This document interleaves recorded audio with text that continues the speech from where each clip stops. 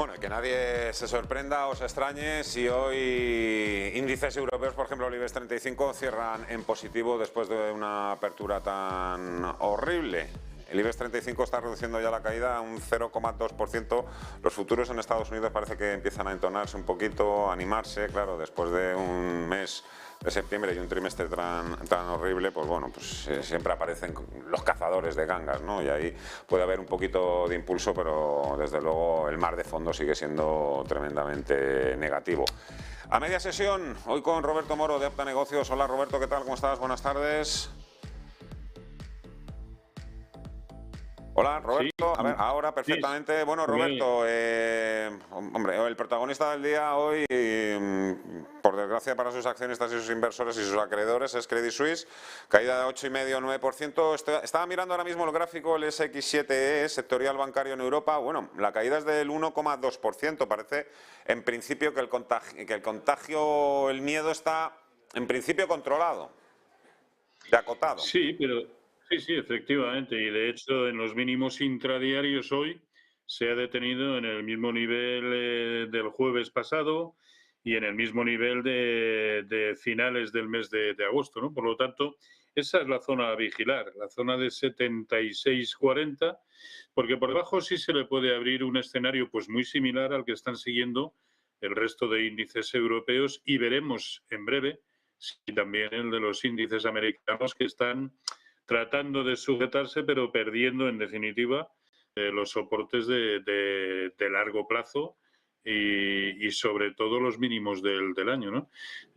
Por lo tanto, las cosas siguen complicadas. Es verdad que están mejorando, pero también era previsible que en estos entornos de donde están los índices americanos, pues asistiéramos, no sé si a rebotes, pero desde luego sí a una lucha pues entre alcistas y bajistas, ¿no? Así que yo creo que lo que pueda suceder seguirá siendo en primera instancia en modo rebote, pero bueno es efectivamente que se estén paliando y de qué manera lo que hoy también parecía ser una jornada bastante bajista. Pero bueno, también es normal en el sector bancario, teniendo en cuenta lo de Credit Suisse, los rumores que también hay acerca de Deutsche Bank. Yo, de todas maneras, ayer cuando pensaba en todo esto, creía que el descalabro iba a ser bastante más profundo, no para el propio Credit Suisse, sino también para el conjunto del sector. Bueno, pues los bancos y luego la libra y el petróleo, los grandes protagonistas del día. Sí, bueno, la libra que más o menos está siguiendo, bueno, y sin más ni menos, está siguiendo la misma estela, la contraria, evidentemente, que el propio índice dólar. Es decir, yo no creo que lo que esté sucediendo sea tanto como consecuencia de una apreciación de la libra, pues por el tema de la fiscalidad nueva que quieren poner en marcha, sino más bien tiene bastante que ver con el índice dólar. Ahí lo tenemos. Las últimas caídas coinciden precisamente con la subida de la libra, precisamente contra el dólar, ¿no?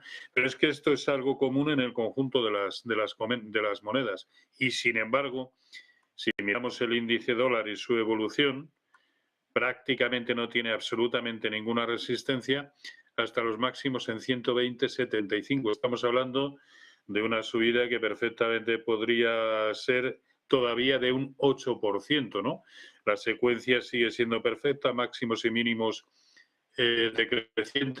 crecientes, y así es como se sube, ¿no? Por lo tanto, yo creo que la libra va a aprovechar este interín de caída en el índice para subir hacia la zona de 1,15, lo cual supondría hacer una especie de pullback al último soporte, ahora resistencia, probablemente para seguir cayendo. Pero también son tantas cosas las que a corto plazo tenemos o tienen que dilucidar nuestras cabezas pensantes, tanto económicas como monetarias, que bueno, puede suceder, como casi siempre en bolsa, de todo. Es imposible llegar a todo. Te preguntaba también hoy por el tema del petróleo, se ha subido a 4,5%. Bueno, ahí está Repsol, ¿no? Recogiendo también ese subidón, un 2,5% arriba. Repsol por encima del nivel de los 12 euros por acción. Sí, el precio del crudo, la verdad es que no varía para nada su tónica por la subida de hoy, ¿no? Pensemos que en la jornada del martes, si no recuerdo mal, aquí se ve muy claramente en el gráfico el subidón que tuvo y que después no ha significado absolutamente nada, ¿no? En el fondo, y pese a los sucesivos anuncios que va haciendo la OPEP con respecto a temas recortes de producción, lo cierto es que desde el mes de junio está metido en un perfecto canal bajista, se ve, máximos y mínimos decrecientes, y por lo tanto tenemos que ver precios por encima de la zona de 90 para empezar a pensar que eso cambia. ¿Por qué? Pues porque irnos por encima de 90 dólares significaría romper por encima del máximo anterior, con lo cual quebraríamos toda esta secuencia y sería romper por encima del techo del canal.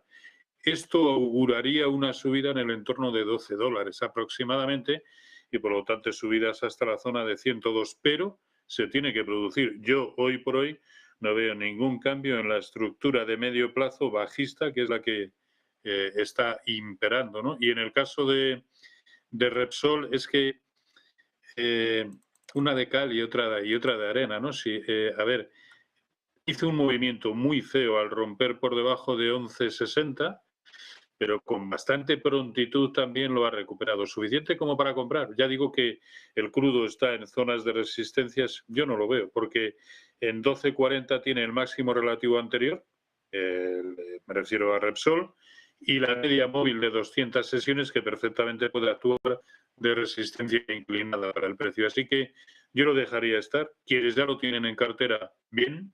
No, de momento no parece en absoluto problemático, pero yo no me pondría a comprar, porque ya digo que soy escéptico con respecto a que el petróleo pueda subir alegremente por encima de la zona de 90. Pues todo queda perfectamente anotado y dicho. Ya veremos cómo se desenvuelve el mercado en los Y próximos además días. hablo evidentemente desde el lado técnico. Ujú. El lado macroeconómico es que hay Sí. tantos escenarios y además le damos tanto la vuelta a los 4 datos básicos, a los 4 parámetros fundamentales, que lo que hemos dicho en otras ocasiones, ¿no? Los mismos argumentos que sirven para Lo justificar sé, subidas pero es Carlos, que lo sé exactamente todos igual los para las días. caídas. Roberto Moro, Apta Negocios, cuídate mucho. Un fuerte abrazo, hasta la próxima. Adiós. Igualmente, un abrazo. Bueno, yo Chao. creo.